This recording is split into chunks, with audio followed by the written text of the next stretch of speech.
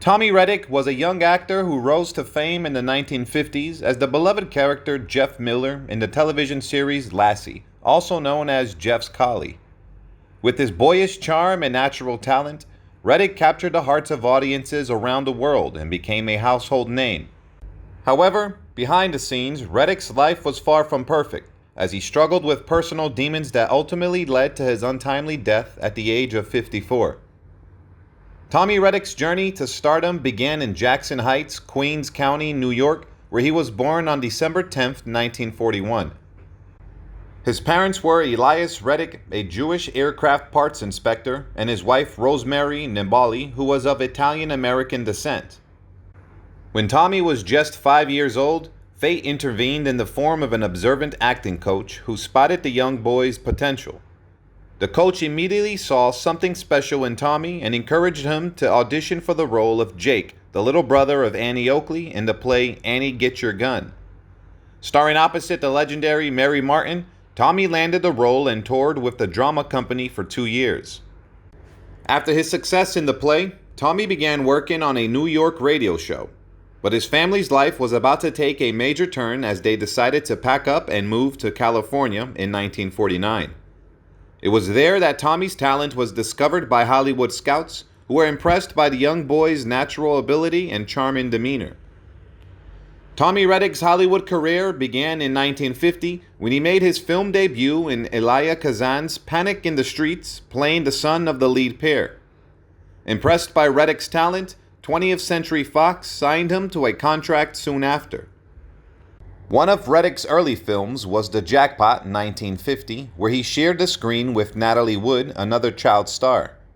Rettig was later loaned out to Universal Studios, where he played Patricia Neal's son in Weekend with Father 1951. He also worked with Warner Brothers, playing Jane Wyman's son in the film So Big 1953. But it was Rettig's role as Robert Mitchum's son in River of No Return 1954 that is perhaps his most remembered film performance.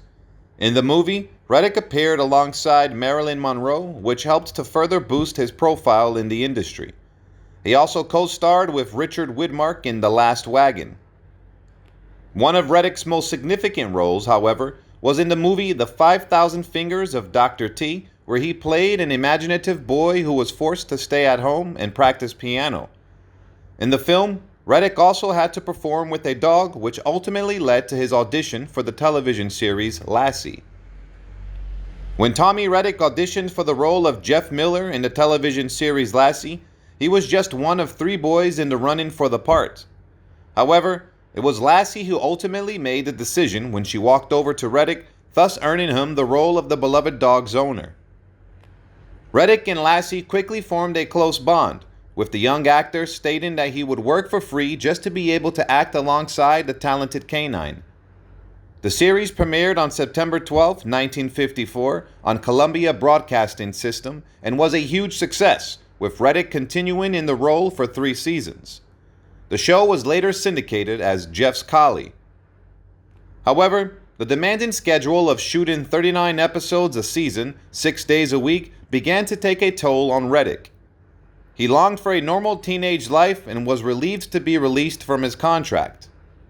In 1958, Rettig made a guest appearance on the Western series Sugarfoot and also lent his voice to the famous American cowboy ballad The Streets of Laredo.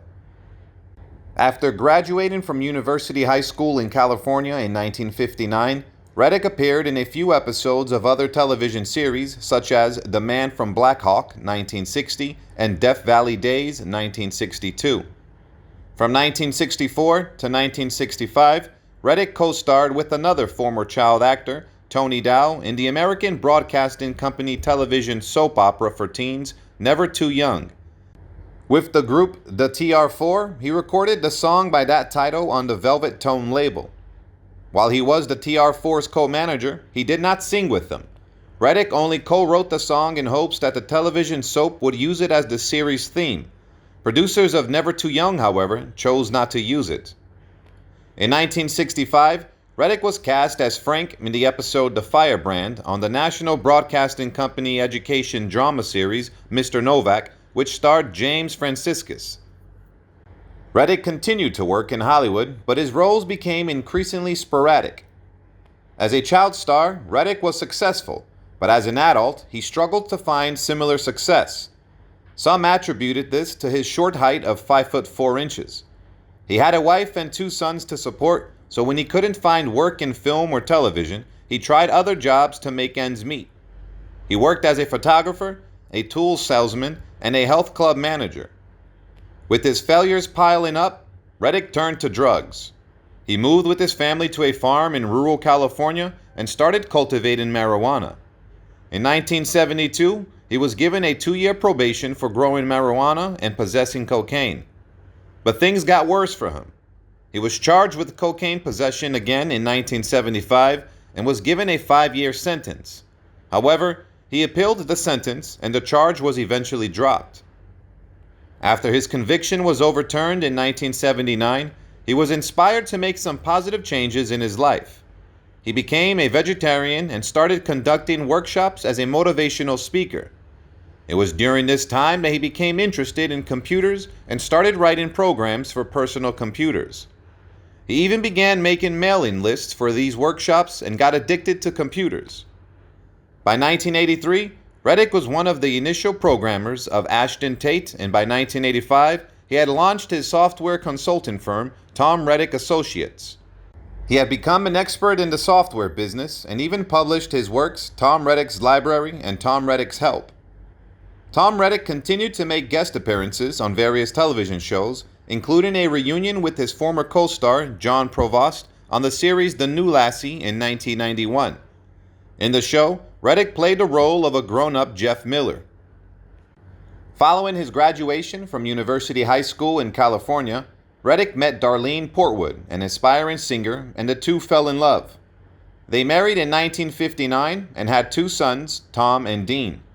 However, after Rettig's troubles with the law, their relationship began to falter, and the couple eventually separated in 1977.